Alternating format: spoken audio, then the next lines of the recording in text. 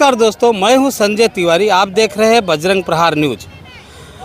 हर साल की तरह इस साल भी प्रताप सरनाईक फाउंडेशन द्वारा संस्कृत आर्ट फेस्टिवल का प्रोग्राम स्वर्गीय बाला साहेब ठाकरे मैदान में रखा गया है। यहां पर हर तरह का प्रोग्राम 12, 13, 14 और 15 ये 4 दिन यह प्रोग्राम चलेगा। इसी बारे में 146 के विधायक तथा महाराष्ट्र राज्य के परिवहन मंत्री प्रताप सरनाईक ने एक पत्रकार परिषद रखी थी। उस पत्रकार परिषद में इस कार्यक्रम के बारे में उन्होंने क्या जानकारी दी, आइए हम आपको दिखाते हैं।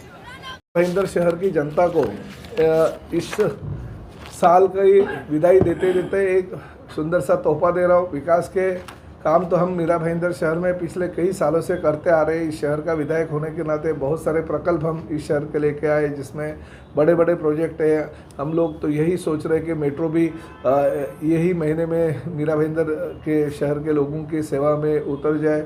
बाकी की भी सभी सेवाएं जो है बाला साहब ठाकरे कला दालन, लता मंगेशकर नाट्य, घोड़बंदर किला, हमारा गिलबर्ट मेंडोसा के नाम से हुआ ट्रैफिक पार्क और बाकी के सीमेंट कंक्रीट के रास्ते के भी काम हमने सभी अभी बारिश जाने के बाद चालू कर दिए।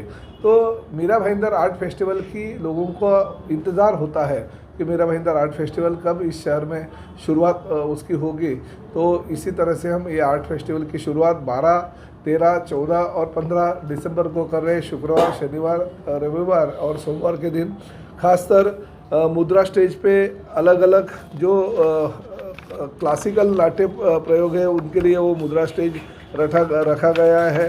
साथ ही में हमारा जो विरासत स्टेज है, विरासत स्टेज पे अलग अलग कम्युनिटी के लोगों के लिए हमने मंच उपस्थित करके दिया है।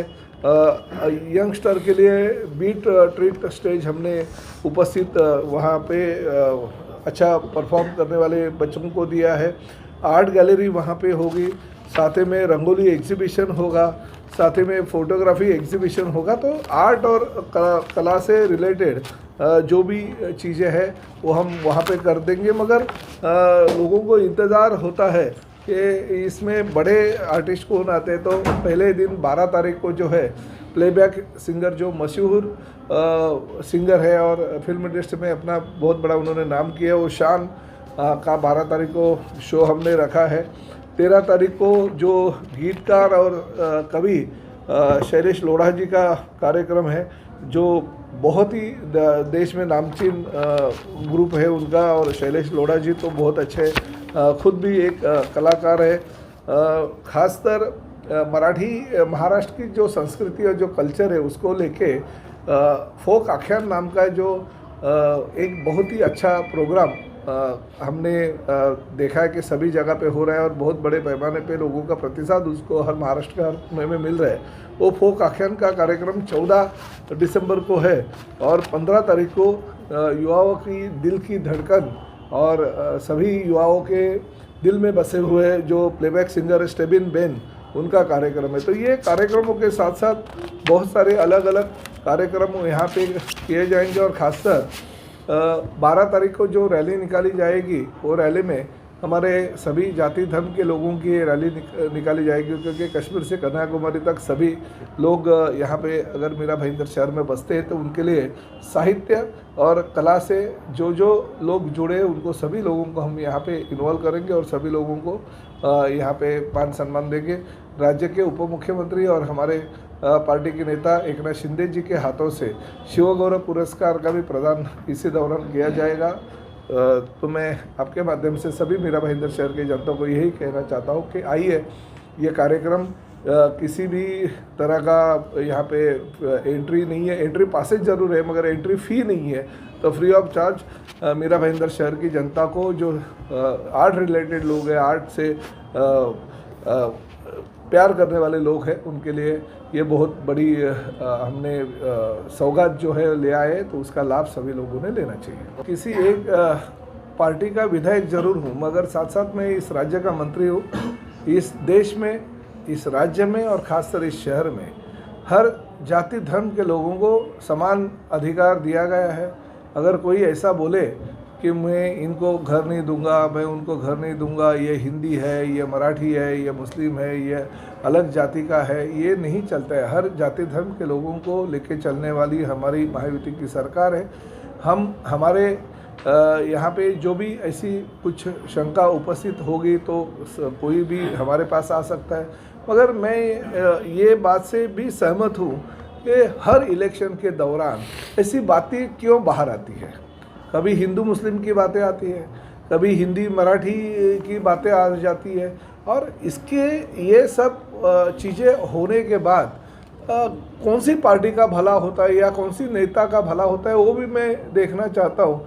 क्योंकि हर इलेक्शन, चाहे वो पार्लियामेंट इलेक्शन हो, चाहे वो विधानसभा का इलेक्शन हो, चाहे महानगर पालिका इलेक्शन हो या जो भी हो, ऐसी बातें जानबूझकर फैलाई जाती है कि मीरा भाईंदर शहर में ये हो रहा है। कभी मच्छी मटन के ऊपर से कुछ चर्चा हो जाती है, कभी कोई व्यापारियों के मारने के ऊपर से चर्चा हो जाती है, राज्य स्तर पे नहीं देश स्तर पे ये बातें हो जाती है।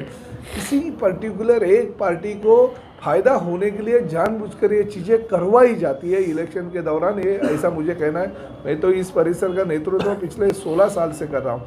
जब तक प्रताप सरनाईक इस शहर में है, जब तक प्रताप सरनाईक को लोगों ने यहाँ पे विधायक के तौर पे चुन के दिया है, तो मैं यही हमेशा कहूँगा, मैं इस शहर में शांति और जो लोगों को चाहिए वो सभी चीज़ें देने की कोशिश करूँगा। विकास के रूप में मैं लोगों को अपने साथ रखूँगा, और ऐसे अगर शहर में कोई गलत अगर करने की कोशिश करता है तो प्रताप उसको छोड़ेगा नहीं। प्रताप सरनाईक हमेशा जनता के साथ में रहेगा, बिल्कुल मैं किसी को बख्श नहीं दूंगा, ये मैं आपके माध्यम से कहना चाहता हूँ। और साथ ही में मैं जो पहले ही कहते आ रहा हूँ, मेरा ये जो फेस्टिवल है वो फेस्टिवल का थीम ही है, मैं इस शहर को सपनों का शहर बनाने जा रहा हूँ। मैं इस फेस्टिवल के माध्यम से लोगों को ये दिखाने चाह रहा हूँ कि विकास से कितनी अपनी शहर की प्रगति होती है, अपने शहर का कितना अच्छा नाम होता है। मैंने बाला साहब ठाकरे कला दालन यहाँ पे खुलवाया, हज़ारों लोग देख रहे हैं, हज़ारों लोग वहाँ पे आ रहे हैं, खुश हो रहे हैं। मीरा भाईंदर महानगर पालिका ने और प्रताप सरनाईक जी ने बहुत ही अच्छा काम किया, चर्चा हो रही है। तो ऐसे शहर की चर्चा, अच्छी अच्छी चीज़ों की चर्चा जो है वो शहर में होने चाहिए, और उसके लिए मैं हमेशा लोगों के साथ में रहूँगा। ये ऑफिशियल ऐसी तकरार अगर मेरे पास राज्य का मंत्री के दौरान अगर कोई लेके आएगा तो उसके उस बिल्डर के ऊपर कानूनी कार्रवाई की जाएगी। नहीं, बिल्कुल नहीं चलेगी, और ना ही प्रताप सरनाईक चलने देगा। देखिए, मैं हमेशा यही बोलता हूँ, मैं हिंदू हूँ, इसका मुझे अभिमान है, मैं मराठी हूँ, इसका मुझे और भी ज़्यादा अभिमान है, मगर मैं लोक प्रतिनिधि हूँ, उसका मुझे और गर्व से अभिमान है। ये लोक प्रतिनिधि के तौर पे काम करने के बाद मैं शहर के हर उस इंसान को जो इस देश का नागरिक है उसका सम्मान देने की कोशिश हमेशा प्रताप सरनाईक की रहेगी। तो देखा आपने किस तरह से ये पूरा ग्राउंड 12, 13, 14, 15 प्रोग्राम के लिए ये ग्राउंड सजाया जा रहा है। इस ग्राउंड को अच्छी तरह से सजाया जा रहा है और इस ग्राउंड में ही यह प्रोग्राम किया जाएगा। इस बारे में आगे जो भी जानकारी मिलेगी हम आपको समय समय पर बताते रहेंगे। आप बने रहिए हमारे साथ और देखते रहिए बजरंग प्रहार न्यूज़।